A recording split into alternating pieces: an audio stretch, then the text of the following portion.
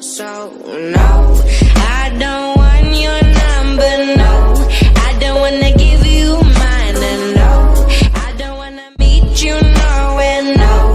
I don't want none of your time, and no.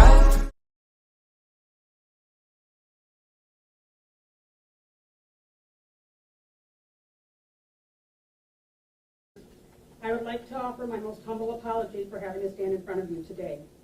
I take full responsibility for my actions, and it was not my intent to disrespect Your Honor or to disobey the court's orders. I stand here today scared and vulnerable, begging the court to understand that I'm not a lazy parent. I am a passionate mother who cares deeply about my children, their health, and their well-being.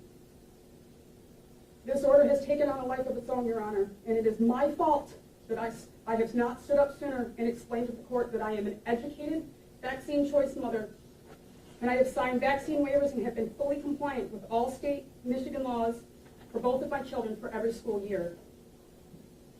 And if my child is going to be forced to be vaccinated, I couldn't bring myself to do it. It goes against my beliefs, Your Honor.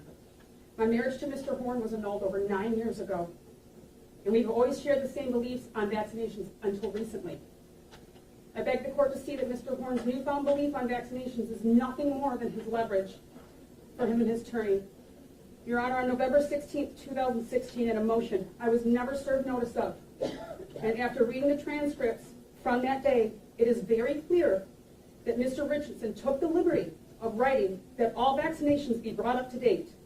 As it shows on the record, Your Honor referred all matters to the FOC for an Okay, evidentiary ma'am, hearing. I'm going to stop you because the truth matters to me.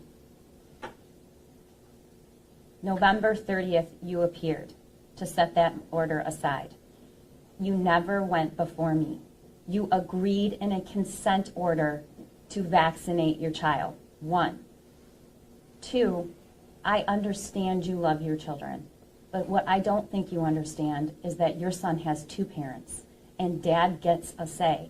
And the record, I urge you to review it, and anyone else. What you just said, that he has a newfound objection, is not true. You acknowledge in your own pleadings your child at a year old was up to date on all his vaccinations. You acknowledge that in your own pleadings. I'm not going to take time today to listen to the facts as you see them. I just urge you to really read the record, because I have, and what you're saying is just not true. Contempt is a serious and critical power the court has. It's available to the court so it can enforce orders and so that the people before me have confidence that an order means something, and I don't take it lightly. It's clear to me that you don't care about orders, even if you agree to them, which you did. You agreed in November 30th. Your attorney signed that order. I reviewed your testimony at the FOC hearing where you acknowledged that you enrolled the minor child in a different school without dad's consent. You've admitted in this court previously that you unilaterally changed the child's therapist without the court's approval or dad's consent. You signed a waiver for vaccinations without dad's consent. And you've repeatedly stated over the past several days publicly that you will not follow this court order. So I'm sentencing you to 7 days in jail. And I also award Dad temporary physical custody while you are incarcerated and until enough time has passed for him to bring your son's vaccinations up to date as rapidly as medically necessary, which is the language in the order. Father, you are to set up that immediately when you leave here and also pick up the minor child at school. He is with you. We will set this matter for a review a week from today so that I can have the status and the report on the vaccinations. Thank you. Your Honor, may I speak?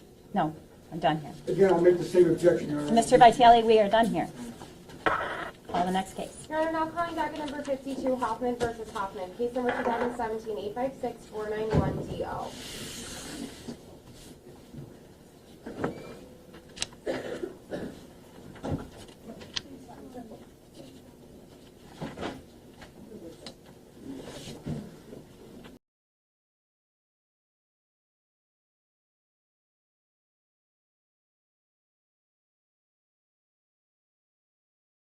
So, no, I don't